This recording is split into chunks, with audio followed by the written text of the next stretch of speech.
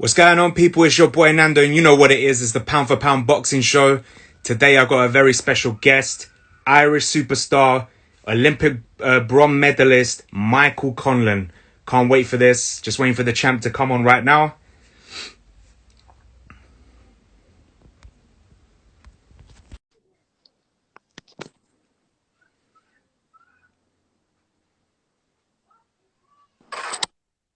How you doing, champ? Happening on the all good, mate. All good, mate. All good. Just want to say thank you, first of all. Take your time to speak to me. No problem at all, mate. No worries at all. No worries. How's things back at home? All good, all good. Just in from walking the dog. Was up the mountain doing a good walk with the dog, getting that wee bit of cardio in where I can, where I'm in relaxed mode. So, yeah, all good. Some nice fresh air as well. It's well needed. Definitely, out there and the distance from everybody with your dog is a bit crazy. That's it. Exactly. First of all, how's the ankle now? Fully recovered? Nah, I wouldn't say it's fully recovered. I'd say it's about 80% at the minute. Still able to do it boxing ways, just some my sprinting stuff. I'm still not back up, but I still have a bit of time, so I'm okay. That's good. So it's light training at the moment. Nah, we're going full pace, but the only thing is with the kind of running schedule isn't as high pace as everything else. So let's go back to last year. Your last fight was 6 months ago against Tackout, the French fighter at your call. It was your farewell fight to the featherweight division. Yeah. How would you rate your performance in that fight, and what was it like fighting in such a historic place like your call? Yeah, listen, I think I performed very well. Obviously, I was kind of cautioned twice for low blows, but if I'm honest, I thought they were a bit dramatic. And something that has annoyed me, kind of that. I want to watch back the USA telecast with Andre Ward and Tim Bradley. They both were saying that it was a joke that I was getting these warnings that these shots weren't low, and I know that one or two definitely strayed low, but the majority didn't, and I was still warned twice, which was a bit stupid, I think. I don't know what it is. Maybe UK referees or something. They kind of must think that I'm always going to be throwing low. So I don't know, but no, I thought the performance overall was very good. I handled the guy. I would have got him out a lot quicker if I wasn't under much caution from the ref. But yeah, listen, it showed that even in the last and get the knockout. Michael, can you still hear me? I can still hear you. Cut off there, I think. Is it okay now? Yeah, we're good now. We're good. We're good to go. What made you and your team decide to go to Super Bantamweight? Is that the weight that you've always felt more comfortable at? I started my pro career kind of Super Bantamweight. And then obviously living in America, the food and stuff, I found it very easy to kind of move up a little bit. But no, it was always something we were speaking about. Always something we talked about was me moving to Super Bantamweight. And since I kind of went with Adam Booth, it was the kind of thing you always say was, "You're a Super Bantamweight fighter. We can make this weight handy. So why are we not doing it?" But it wasn't until the lockdown. I kind of spoke about it before. And then until the first kind of lockdown when I realized that this is actually very easy for me to make this weight. I'm not even in camp and my weight's this low. I can make this quickly. So that kind of made the decision very easy for me to kind of move down to 122, somewhere which I think I'm absolutely jacked, strong, fit, healthy, and just too big for everybody. And you made a statement that night that I totally agree with you, because I think the man doesn't get the respect and the recognition he deserves. You said it was an honor to be on the same card as Ireland's best ever fighter, Carl Frampton. Do you believe he's Ireland's best ever fighter?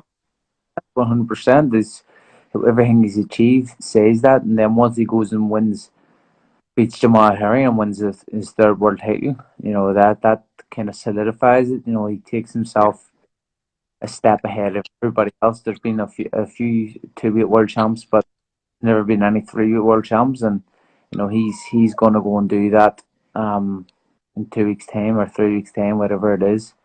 And I'll definitely be watching and with complete intent. Is he someone that inspires you and someone you look up to? He always has. He always has. Listen, he brought big time back to boxing, back to Belfast, and watching those shows kind of made me have that want to bring my own big shows to Belfast, because seeing the atmospheres and seeing the crowds Carl was bringing in, unbelievable.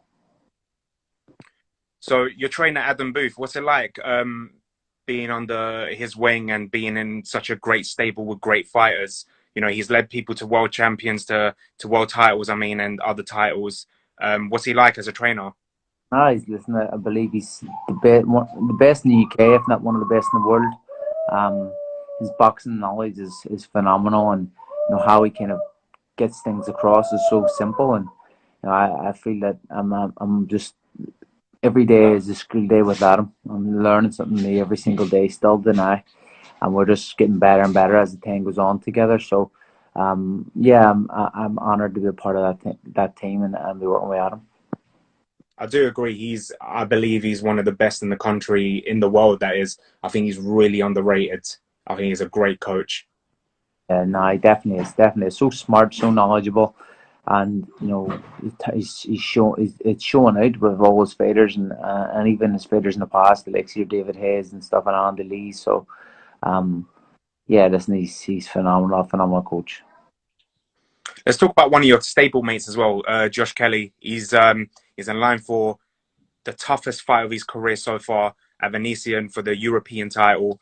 How is his mentality right now in camp, and do you believe he can do it? It's the best I've ever seen. And listen, I've watched many people spar. I've been to many gyms across America, and I've seen some of the best guys in the world spar. And Josh Kelly's probably one of the most talented I've seen out of everyone. And if I'm honest, this time it's something different in his eye. He has that glint in his eye, and everything has went perfect. He's made weight easier than he's ever made weight. He is sparred better than he's ever sparred. His mental kind of being at the minute is stronger than it's ever been. I'll stand here now and stand on my words and say Josh Kelly stops Stephen Fulton and makes him look like a fool. Do you believe, in your opinion, that once he gets past Evanesian, that the big fight that everyone's looking forward to this year can be made, Josh Kelly versus Conor Ben, in your opinion? To be honest, I don't think Conor Ben wants to fight him after this fight. I don't think they'll fight him after this fight. And this is the fight where people obviously are going like, "Oh, I pulled out of the first fight." I was there at the first fight. The guy was seriously ill. After he weighed in, I don't know what it was, but he was done, and he was no way he was fighting. Second fight obviously didn't happen because of COVID. This one's been pushed to COVID, but I just think that people have people think he's all floss and just and all this here stuff, and they keep referring back to the Ray Robinson fight. But if you look at the Ray Robinson, his previous fight before he fought Josh, had just had a draw, which he probably should have won against Kavalauskas, who ended up fighting Crawford and putting a great showing against Crawford. So it's not like Ray Robinson. He had a tough fight against Ray Robinson, and it was a draw. To be honest, I think he's much better than what he showed that night. But even at that, Ray Robinson is no slouch. You know what I mean? He's not no joke. He's the last person to be turned in boxing. So I think it's when you kind of look into Ray Robinson, who he is and stuff, it says enough about him. But let's forget him for the minute, because we're fighting David Avanesian, who is meant to be the big, scary Russian kind of guy who is going to take his head off, who Josh is scared of, which is just nonsense. Right. I think you'll see on the 20th of February, Josh Kelly shine and become Britain's biggest star. We look forward to that, and hopefully Josh can bring that title home to the UK.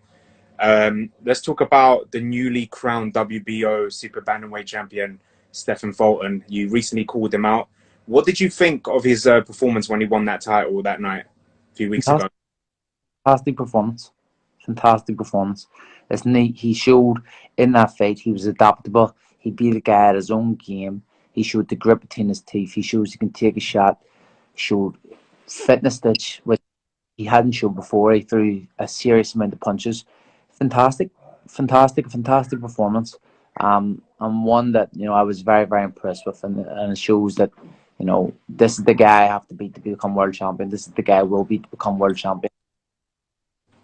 And that's great for me because I'm beating an undefeated guy who's only after pulling out another fantastic performance on top of fantastic performance time and time again. So I'm excited for it. I think Stephen Fulton's a fantastic fighter, a great champion, and obviously one from Philly, which is a champion. So it's 100% a very very tough task, a massive task for me to do, but one that I am supremely confident of doing. I've been supremely confident for doing since I knew them two were fighting for the title, and then when Leo won the title, I was confident of beating him.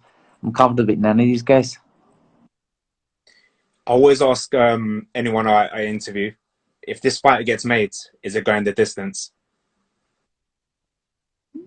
If you look on paper, we're both not big punchers on paper, which sometimes I never really agree with, because it doesn't matter if we weren't big punchers, people would be walking through you. Or couldn't punch to have a bit behind and people walk through you. But I think I can beat him on points, but I can also stop him. So if I was to sit here and I had if it was a gun in my head and say what way is it go, I'd say points, because I know I can easily. Okay. Is this the fight you want next, or do you want to tune-up fight at Super Bantamweight before you step in the ring with him? Have this fight right away. I'd have this fight tomorrow if I could. Has there been talks? But I don't think that's possible. So there might be one in between. Has there been any talks of your next fight, when you could be out? I read somewhere it might be April, might be May.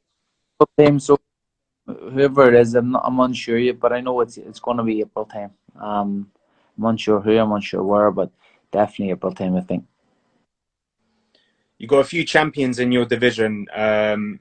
You got the undefeated champion Lewis Neary as well, who got the WBC title, the green belt that everyone would want, obviously. And then you got the Akandeliev. I can never pronounce his name.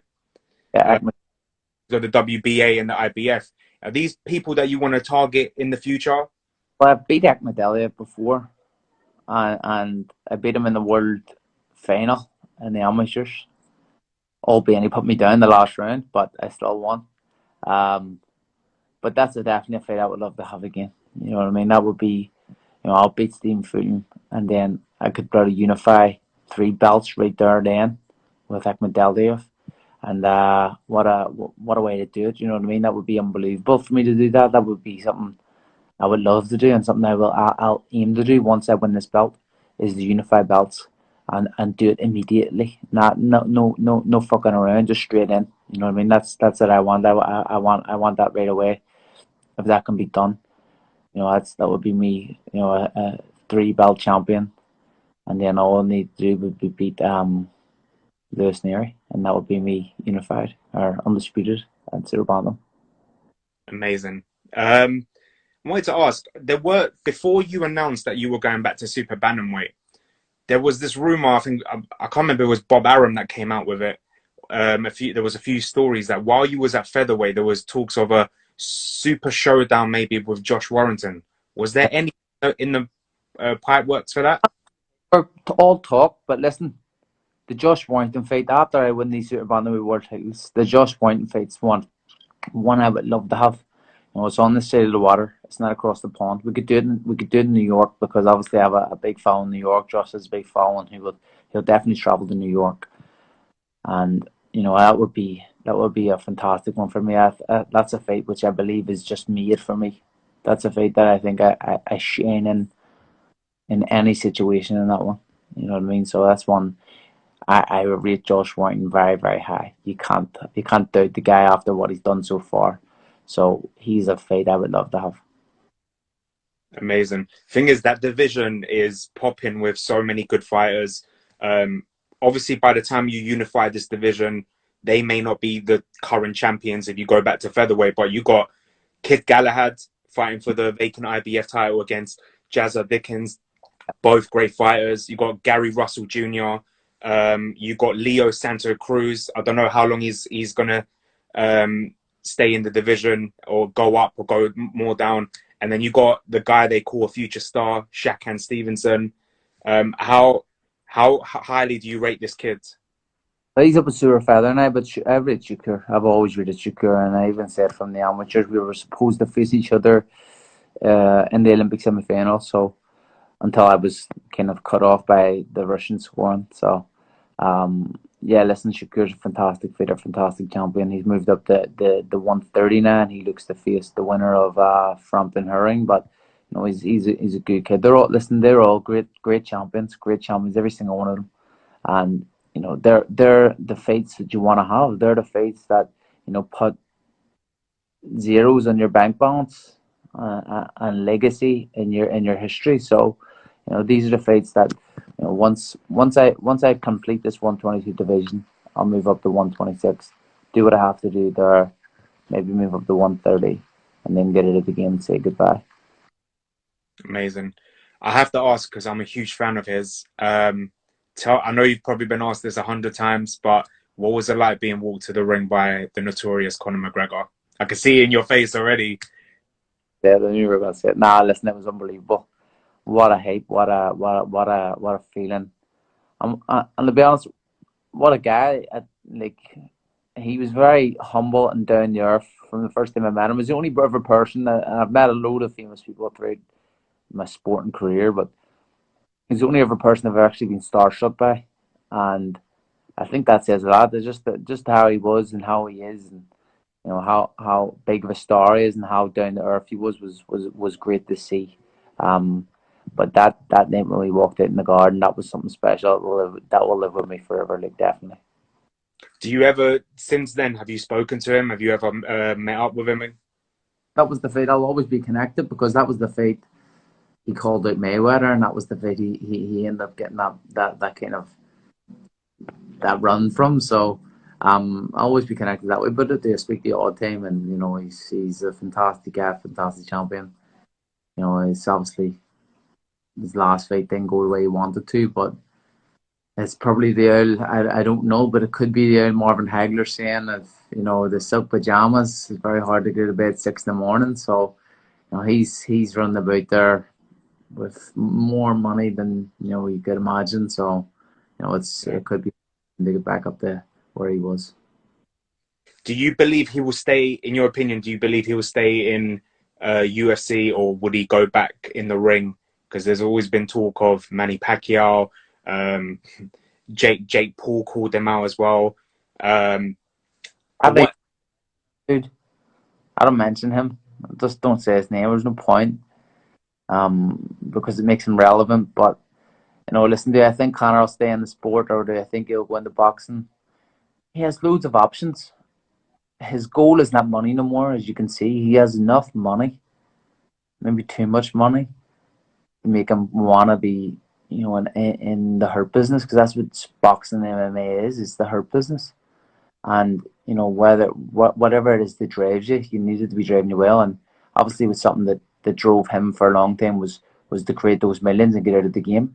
Where he's created those millions now, and he still loves the game, but he doesn't have that drive to kind of want to make more and more and more and more and more, because he has basically an unlimited amount of money. So what way does it work for him? I don't know. Do I think he seems like he wants to go back in the MMA and wants to kind of prove himself in a third fight with Poirier, which, in my opinion, if he can go and win that there, maybe it shows that he still has that grip between his teeth, and maybe he does. Maybe I'm just speculating, but you know, it's something that I think only he will know deep down. I would love for him, before he retires, to get that Diaz trilogy out of the way. I think that needs to be done. It won't be as exciting as the first two fights, but I think they need to settle the score on that one. And there's great energy behind it. There's great media kind of behind it, where you know you're going to get some shit talking and you're going to get some craziness, and it's definitely one which is interesting for everybody. 100%. I know you said don't mention his name, but I just want to ask one question about Jake Paul. Since he made that video and he called out Conor, he took it a little bit too far, talking about Conor's family. A lot of Irish fighters have called him out on when he was wearing the Irish flag, and then he picked up and threw it on the floor. What's your thoughts on him doing this? I don't have no opinion on it. I have no opinion on him. That's all I can say. I have no opinion on the dude. He is. We talked about Carl Frampton being Ireland's greatest fighter. Let's talk about Ireland's greatest female fighter, Katie Taylor. How inspirational is she, and what she's done for the country and for the sport? Listen, Katie Taylor's a saint on these shores. I've known Katie from my amateur days, and I've always had massive respect for her. I used to spar when I was coming up in the amateurs, and even then she was handling the guys and her speed. When I was in there with her, I remember sparring her, and I was like, Jesus, she's faster than most of these dudes I'm sparring. She's a phenomenal fighter, a phenomenal human being who has transcended women's sport, women's boxing especially. It's special. It's special what she's done. She is a special fighter, a special human being, and long may her reign continue. Someone I think every young girl should look up to. How she is. She's a fantastic role model for young girls all around the world. And she's not this. You see a lot of these stupid Instagram people and all this here nowadays, influencers, whatever you want to call them, and kids are looking up to these influencers. Nah, that's not how it is. It's role models like Katie Taylor who young kids should be looking up to. Driving sport for the next generation, for the next lane of women coming through, young girls coming through. She's paving the path, and she's just a special human being. I think, like, I have known Katie years, and I've never heard her say a bad word, whereas I say fuck every few seconds. So I think it says a lot about me, but it is much more about Katie. Especially being Irish too. So like, yeah, she's a special girl. Yeah, she's a real inspiration as well, and hopefully before she retires, we get to see the unification, not unification, but the domestic fight with someone like Natasha Jonas. They fought in the amateurs in the Olympics, and maybe someone like Chantel Cameron as well. So it'd be great to see such a big fight like this. The Serrano sisters. That's the one. I want to see Serrano. I want to see Serrano because she's done a lot of talking and stuff, and it's interesting. There was meant to happen and stuff, and then it didn't happen. So that would be the one I would love to see. 100%. You talk about how she's an inspiration, but you're an inspiration as well to a lot of people in general in boxing, but in general in Ireland, because undefeated, Olympic bronze medalist, 200. I need to speak about that. 229,000 followers on Instagram. What is it about Michael Conlan that it draws these crowds and draws these people towards you? Listen, if I'm going to be honest, I don't give a shit about followers and all this here. It's just normal. I'm a normal kid from Belfast. I'm Irish. Maybe that's the reason people love to get behind me and support me, because I'm Irish. But obviously, I've achieved things in boxing already as an amateur, and now so far as a pro, and I'm just continuing to be me. And if people like that, I'm happy with that, because I'm being myself. I don't shy away from things which aren't me. You know what I mean?